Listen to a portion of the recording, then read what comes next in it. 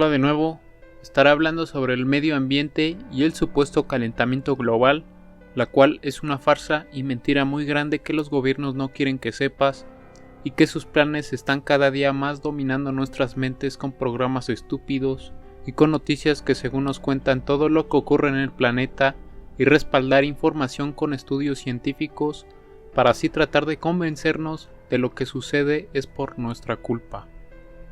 En primer lugar, hablaremos en esta parte de la composición de la atmósfera de la Tierra, que se compone por nitrógeno, oxígeno, dióxido de carbono y otros gases que son de igual importancia para los procesos cíclicos y moderación de la temperatura terrestre. El 78% se compone de nitrógeno, el 21% de oxígeno, el 0.068% es de dióxido de carbono y lo restante se compone de otros gases y partículas. Por otra parte, existe una producción y una destrucción de gases, entre ellos se destaca el nitrógeno, que es removido por procesos biológicos con ayuda de las bacterias que están presentes en los suelos y retorna a la atmósfera, y este proceso se le denomina ciclo del nitrógeno. El oxígeno, de igual forma, es removido por la degradación de la materia orgánica y de procesos de oxidación de muchas sustancias. Y algo principal es que el oxígeno es consumido por los seres vivos y que después liberan dióxido de carbono, otro gas muy importante para la vida en el planeta. El dióxido de carbono es producido por la degradación de la materia orgánica, pero también es obtenido por las erupciones volcánicas, respiración celular de los seres vivos y también por actividades humanas. Algo que es fundamental y que al menos no muchos lo conocemos es que el dióxido de carbono es removido por la atmósfera por un proceso de degradación. Uno de los componentes que remueven este gas son las plantas por la fotosíntesis. Otra cosa por considerar es que en los océanos actúan como grandes reservorios debido a que el fitoplancton lo fija en sus células. Como ya se dieron cuenta, el dióxido de carbono es vital para los seres vivos y participa de forma muy activa en los procesos naturales. La capa de ozono. Una cosa importante por considerar es la capa de ozono. La Tierra tiene un agujero en el polo sur, el cual se generaliza como noticia y se culpan a todos los gases dañinos a esta pequeña capa que es de vital importancia para protegernos de las radiaciones solares. En realidad, el ozono se crea y se destruye como los gases ya mencionados anteriormente. El 90% del ozono se encuentra en la estratosfera y es uno de los principales componentes para absorber la radiación UV provenientes del Sol. Se dice que el ozono puede convertirse en un potente gas de efecto invernadero si se encuentra en la troposfera, y que ésta puede potenciar el efecto invernadero natural.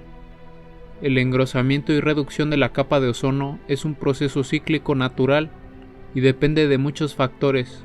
Un factor artificial es liberar clorofluorocarbonos conocidos como CFC provenientes de los frigoríficos, que fueron prohibidos en el Protocolo de Montreal de 1987. Es la variación de la capa de ozono cada año. En realidad es que es una consecuencia directa por la rotación de la Tierra y la diferencia de las temperaturas debido a las latitudes existentes con los climas más cálidos. El ozono tarda en recuperarse en esta zona debido a la temperatura que se encuentra en esta región. Los vientos polares son fuertes y actúan como barrera de modo que la masa polar aislada permanece constante. Algo que es muy callado es que el ozono se reduce y se regenera dependiendo de la estación del año. Para esto tenemos otro ciclo más en cuenta, pero no se nos dice de forma directa. Douglas Pollock. Si hablamos del calentamiento global, es una frase ya muy antigua que se usaba para describir el cambio de temperatura, pero no llegó a una conclusión debida para considerar ese término. Posteriormente, Douglas Pollock, un ingeniero civil industrial, señala que Bo Kellen, jefe negociador climático de Suecia del IPCC, Grupo Intergubernamental de Expertos sobre el Cambio Climático, acuñó en 2008 el nombre de cambio climático, en respuesta al desgaste que sufría el calentamiento global. Quiere decir que el calentamiento global ya no servía debido a que en 2004 ya no había tanta diferencia en la temperatura de la Tierra. Si hablamos de cambio climático, dice Douglas, ¿en qué momento no ha cambiado el clima de la Tierra en los últimos 400.000 millones de años? Ya que le parece redundante el tener una temperatura fija. Se menciona que el dióxido de carbono es el gas de la vida, y que en la actualidad se cuenta con índices de este gas en mucho menos proporción. La IPCC dice que estamos en una parte de la historia en donde tenemos gases de efecto invernadero con una proporción mayor a otros años, pero no se nos muestran datos de años anteriores. Si se empezara a disminuir este gas, empezarían a morir plantas, árboles y enseguida el reino animal. La influencia del ser humano en el cambio climático es casi nula. Para mi opinión, estoy muy de acuerdo con lo que dice Douglas. El cambio climático es en gran medida influyente por el Sol. Esto no lo digo yo, sino ya lo había postulado Henrik Stenmark, que habla sobre los rayos cósmicos, que en ningún momento se menciona por la Organización de las Naciones Unidas. Esto quiere decir que no se mencionan otros factores importantes por la cual está ocurriendo el cambio climático, que se explicará más adelante.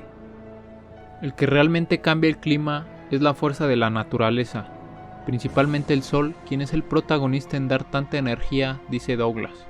El calentamiento en los periodos interglaciares ocurre aproximadamente cada 115.000 años. Esto debido a las variaciones de la rotación de la Tierra, que pasa de elíptica a circular en un periodo de aproximadamente 100.000 años, que se denominan periodos de Milankovitch. Pero esto no se dice en ningún gran medio de comunicación, mucho menos la ONU. Según el ciclo de Milankovitch, al ocurrir estos ciclos, la temperatura de la Tierra varía por miles de años. Otra cosa importante que se menciona es que el dióxido de carbono representa el 3.6% de todos los gases de efecto invernadero que se encuentran en la Tierra.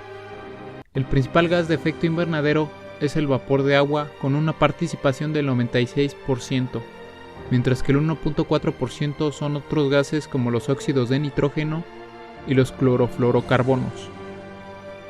Si hablamos de los gases de efecto invernadero del Protocolo de Kioto, que establece límites para los 6 gases de efecto invernadero, el vapor de agua nunca se menciona, pero se dice que es el que tiene más efecto invernadero. Si hablamos de naturaleza, se refiere a un sistema caótico, ya que no es lineal. Si fuera lineal no hubiera vida, pero es así como los ciclos de todos los gases mencionados anteriormente, nitrógeno, oxígeno y dióxido de carbono, están en constante degradación y producción en un sistema circular, para lo cual ayuda parcialmente a todo el mundo.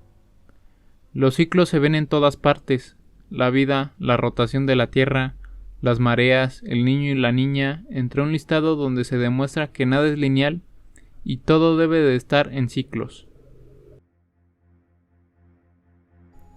El gobierno vende más automóviles de combustión interna. Otra de las cosas interesantes son que los gobiernos aún siguen invirtiendo en obras públicas para vehículos automotores y para vehículos que son impulsados eléctricamente e híbridos.